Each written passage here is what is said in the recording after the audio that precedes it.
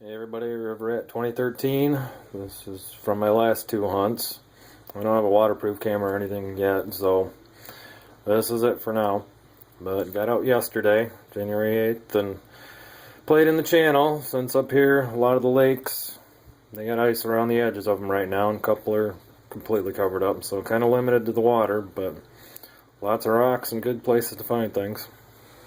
And this is the best of it from yesterday. A few old beer cans, Budweiser, Frankenmuth, and an old Pfeiffer one. Pretty rusted out, but they're older.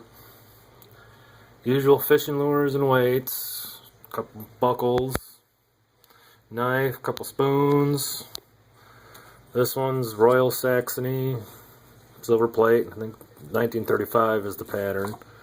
And this one, can't tell, there was something wrote on the back of it, but pretty worn, pretty thin.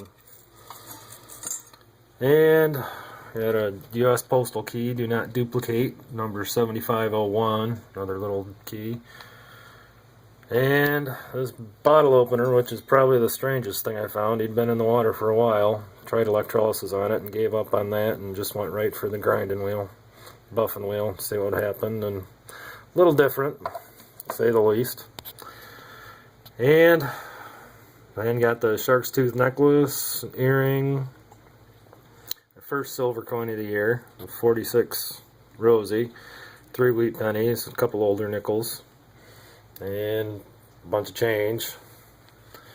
Then went out today. It was a little too windy to get the wetsuit and everything on.